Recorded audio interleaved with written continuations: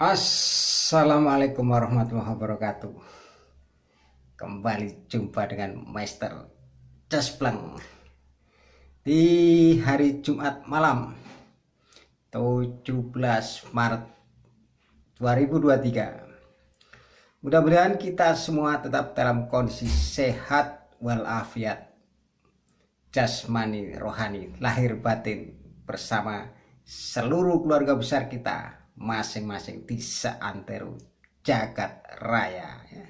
Terutama bagi kita yang berada di wilayah Republik yang kita cintai, Indonesia Raya.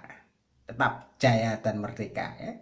Singkirkan semua benalu-benalu yang sekarang banyak menghinggapi para pejabat negara kita ya.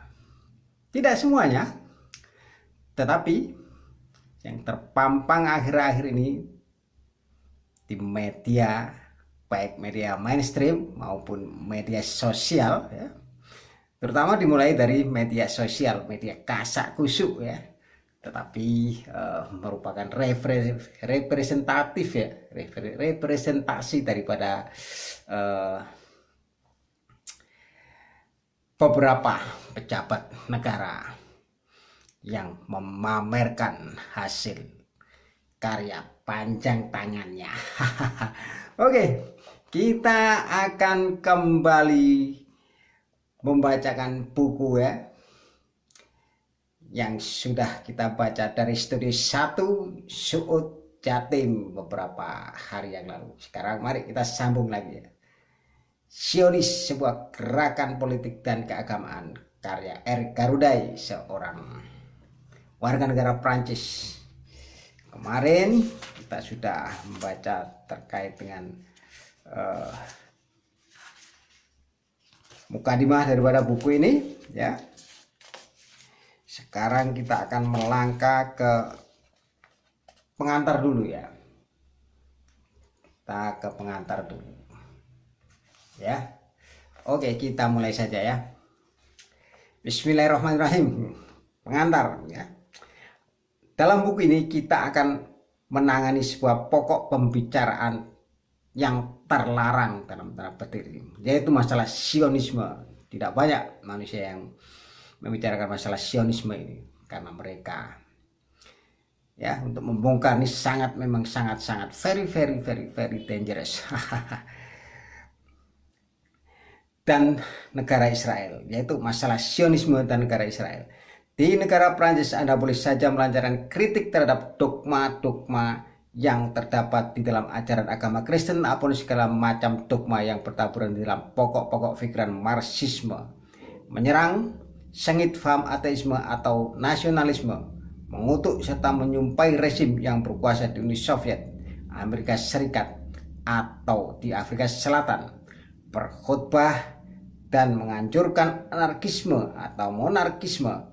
Semua itu dapat Anda lakukan dengan tenang, bebas, serta leluasa tanpa harus menghadapi suatu resiko apapun juga selain apa yang lazimnya akan terjadi pada peristiwa-peristiwa yang demikian itu, yaitu terlibat di dalam sebuah polemik. Atau Anda akan disangkal, dicerca, dan dipersalahkan oleh banyak orang. Akan tetapi jika Anda memulai kegiatan untuk menganalisis apa yang dinamakan Zionisme itu, maka Anda pun akan memasuki sebuah dunia yang sangat lain. Kalau Anda sampai berbuat demikian, maka Anda pun telah melangkahkan kaki Anda dari yang sebelumnya hanya merupakan lapangan literatur ke dalam dunia perundang-undangan dan peradilan. Berkat jasa sebuah undang-undang yang dikeluarkan pada tanggal 29 Juli 1881 yang secara amat pantas melarang melancarkan sesuatu fitnah ataupun menyerang kehormatan serta martabat seseorang oleh karena orang yang bersangkutan termasuk ke dalam sebuah kelompok etnis, negara, suku, bangsa atau agama yang tertentu. Setiap kritik yang dilancarkan terhadap kebijakan politik yang dijalankan oleh pemerintah Israel dan Zionisme sebagai sebuah gerakan politik yang menjadi landasannya, menyebabkan diri Anda terbuka terhadap kemungkinan untuk dituntut dan diseret ke muka pengadilan. Ya, sangat mengerikan memang ini ya. Kenapa mereka tidak bisa disentuh? Karena mereka adalah yang pemilik kekuasaan jagat raya ini, termasuk di Indonesia. Ya, tapi ya belum ada yang membuktikan itu di Indonesia ya. Tapi kalau terpapar banyak. Kritik yang mendasar yang dilancarkan terhadap sebuah negara Israel dengan mendasar, saya bermaksud untuk mengetengahkan sesuatu kritik yang bukan dilancarkan terhadap tindakan satu persatu, orang per orang.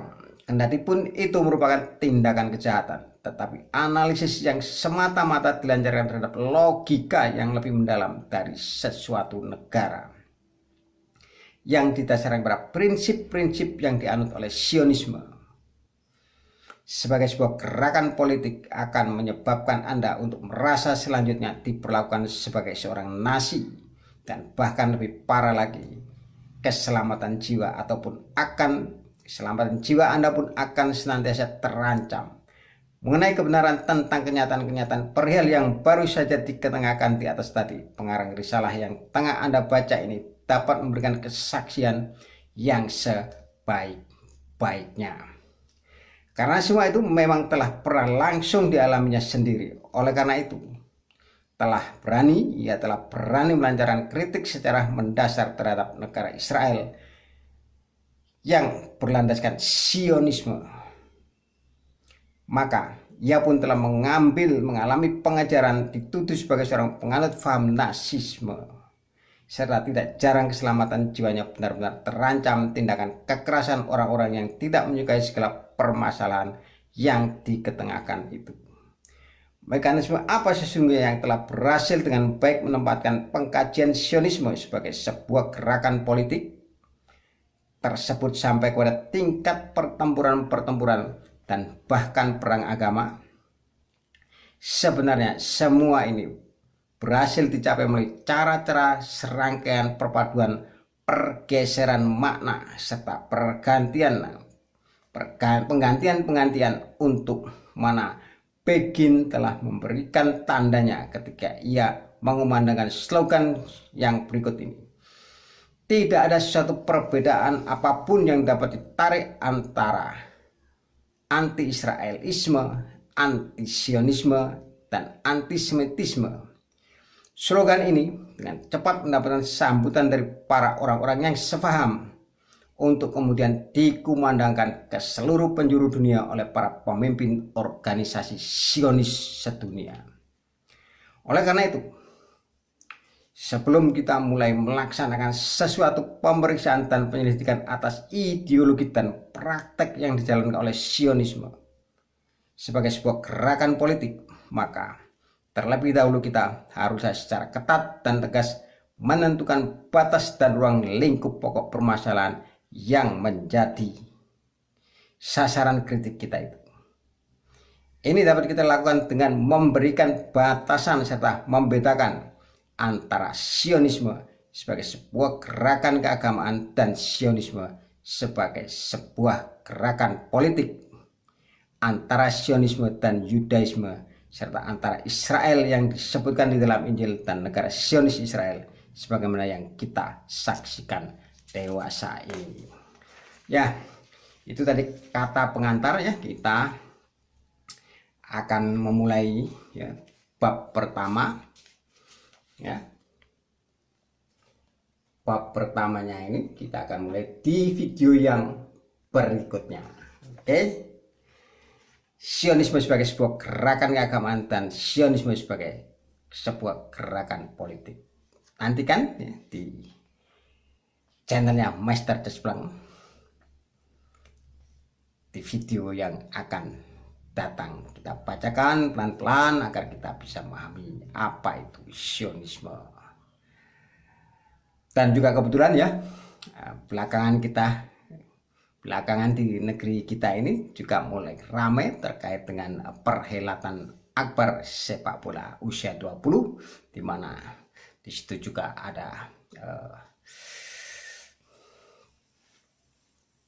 klub sepak bola dari